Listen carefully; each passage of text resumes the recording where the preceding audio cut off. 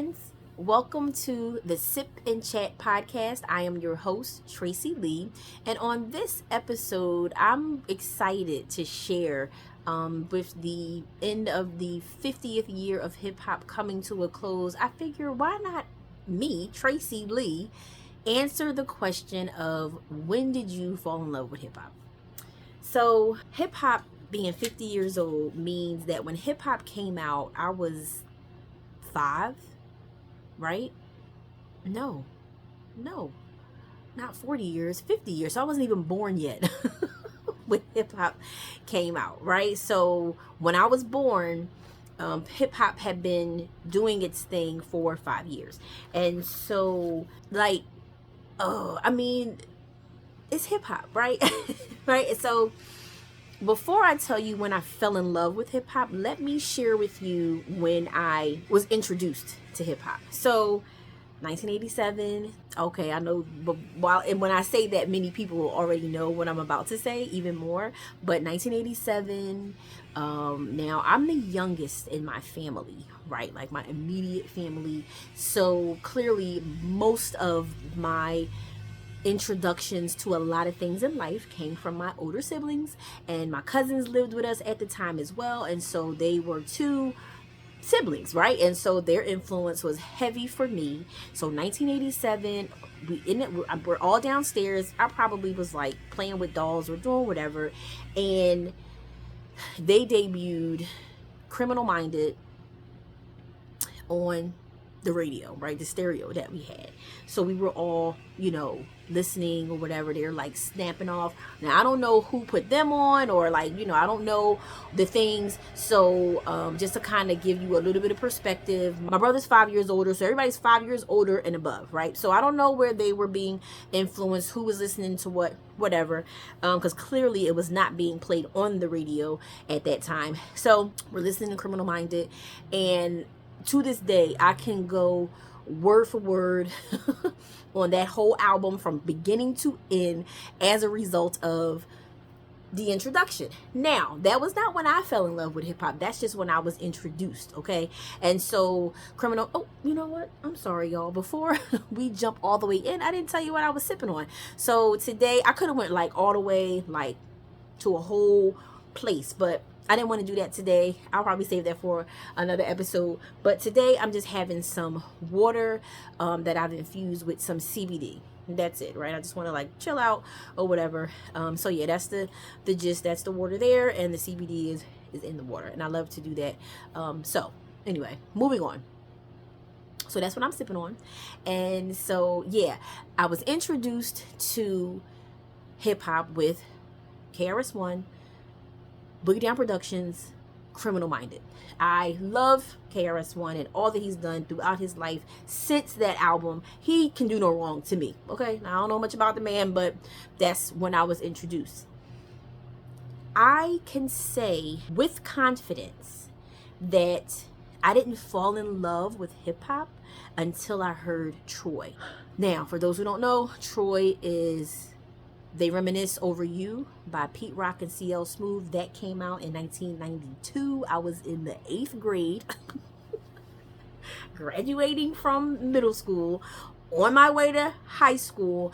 And again, I know this album front to back, back to front. Not the album, I know that song front to back, back to front. I remember the video. I watched the video every time it came on. So I really enjoy that music, right? And I think in the video, even in the song, he talks about his Aunt Joyce being working in the beauty salon, owning a beauty salon, and my dad was a barber. So that was another connection that I had just listening to the song.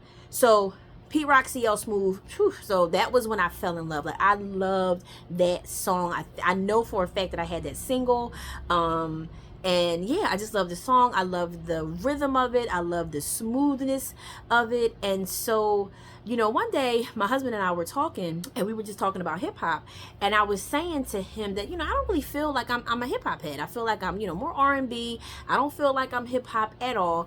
And he was like, that's not true. And I was like, no, to me at the time, of the conversation, I kind of felt more, to me right now, hip hop is like really hard, really harsh, very, not even like gangster, but just harsh, right? I can definitely, I remember when gangster rap became a thing, and I felt like hip hop was more rap than than everything else that it encompassed, right? So for a long time, like when NWA and even oh goodness, I can't think of the names, but groups like NWA were coming out, and other groups were coming with more of a hardcore rap style. I kind of felt like ostracized, like that's not really who I am. That's not, don't get me wrong, the message was hitting, but I wasn't listening to that constantly over and over and over and over again. I just wasn't doing it. And so when Pete Rock and CL Smooth came out, I resonated with that more so, right? Because it was just smoother and almost to me like an R&B vibe. So in the debate that my husband and I were having, he's just saying like, that's hip hop, babe. Like, that's what you like, that kind of music that you like is hip hop all day. So Pete Rock and CL Smooth were the ones who, when I look back, and even then, gave me the permission to fully enjoy hip hop, even though it wasn't super mainstream, right? Like that song was on the radio, but it wasn't super mainstream. They weren't super mainstream rappers or anything like that. I think they might have, in some circles, felt more like a one-hit wonder or whatever like that. I said some circles, so again, but they were the ones who I fell in love with. So then we roll in and we start rolling on. And then Outkast. Oh, now. Outkast comes out with Southern Playalistic Cadillac Music.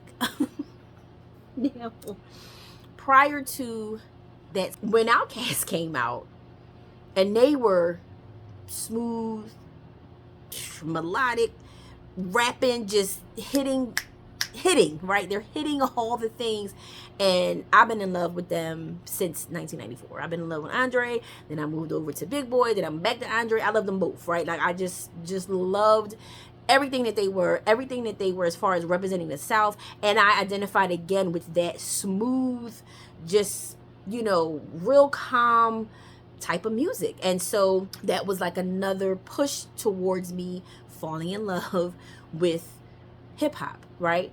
1996, that was my senior year of high school. Woo woo. And the Lost Boys Renee came out.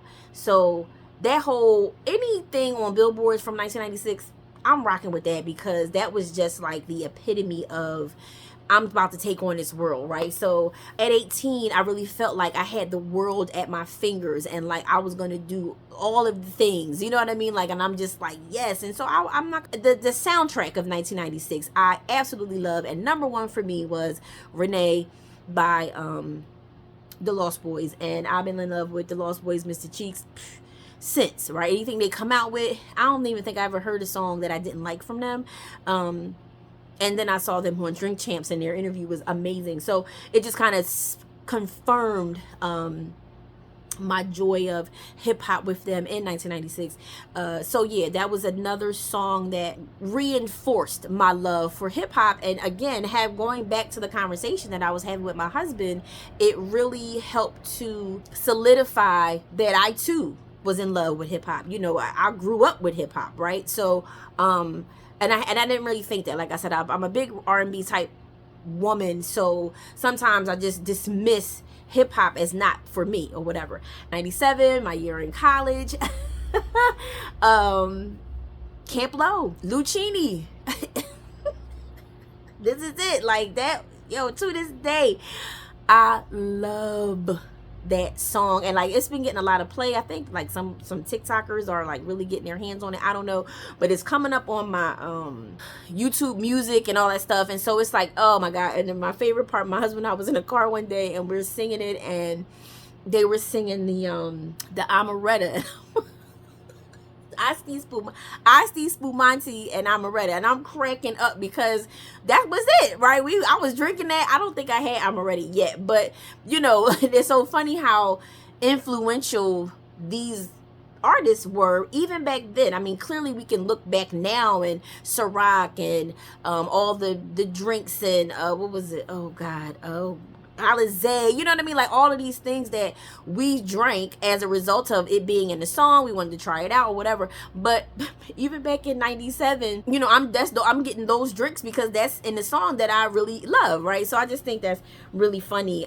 But yeah, the Camp Lo, and then I saw them. Oh my God! So freshman year college, my boyfriend, well, we were broken up, but we were still friends at the time. But he went to college not too far from where I went. I still stayed in Philly when I went to school, and he was right outside of Philly. And so they had their homecoming, and Camp Lo did the show. Yo, to this day in that auditorium, it was one of the best hip hop shows. The DJ, I wish I knew who that DJ was. That DJ had us so riled up and going, okay? And who knew that 20 years later I would end up marrying a DJ? But that DJ was phenomenal, and you know, Camp Lo did a phenomenal job at that homecoming. So again, it just solidified my love for hip hop. And so it's really funny when I think about my journey with hip hop and how much I love it. You know, I really like what people would call like the B-side of hip hop. I really like the calm, you know, really cool, definitely conscious. Any kind of conscious music is gonna, but if it's conscious and hardcore, it's gonna be hard for me to give it a go.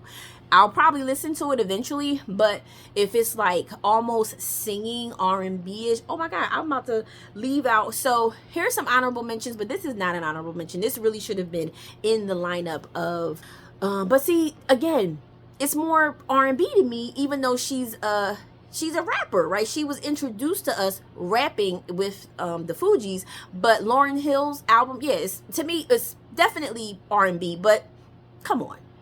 It's Lauryn Hill, so that's okay. All right, that's an honorable mention. That came out in '98. Very significant to me because I had joined the military the time that the album came out, and honey, we burnt that album. It played like you could go through any room on the barracks on post, and we were all playing that album, The Miseducation, and I think this was her 25th year of it coming out. So look at that, right? 25 years later, it's doing its thing, and I'm sharing my stories. But okay, so back to the honorable mentions.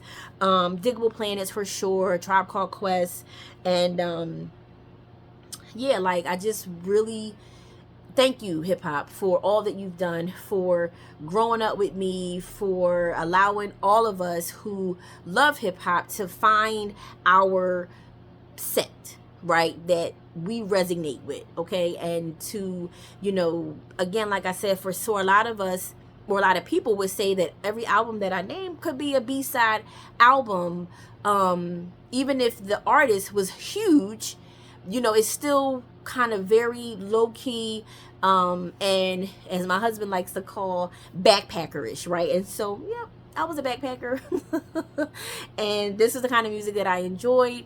And so, like I said, thank you, hip hop. 50 years. I pray that we have 50 more years to see what hip hop evolves into. It's evolved into a lot of things even now. And I love to see how a lot of the artists have been able to be more than just artists, right? So I think that that's definitely, you know, a definite win for all of us to be able to, you know, 50 years ago, if you as a young kid were telling your parents you wanted to go into this kind of music, they would laugh at you. They were laughing at you, right? And so now you have artists who are some of the highest paid people coming out of hip hop. Hip hop has influenced so much of life, you know, to this day still it, you know, is such an influence on the world that we know today. And I think that is, as is a lot of other genres, but especially for hip hop being music for the young black people 50 years ago, and for it to be the stamp that it's been to this day. Hats off to hip hop. Hats off to all the pioneers, to everybody who has had their hand in hip hop and given a girl like me who didn't feel very hip hopish feel like I belong, because that's really what it was. Hip hop was where people started it because they wanted to feel like they belonged to something, and it continued, and it still continues to do that for, you know, people of color, women, whatever, to feel like they belong through a music genre. So again, shout out to hip hop. Thank you so much for all that you've done. 50 years is such a wonderful feat, and I look forward to where hip hop goes in the future. All right, you guys, thanks for tuning in. And if you are listening to this episode, let me know, when did you fall in love with hip hop? And remember, it's a difference between when you were introduced and when you fell in love. So if you want to share both, please do that in the comments. And, you know, we can have a conversation about that. So thank you again, you guys, and I will see you on the next episode. Have a good one.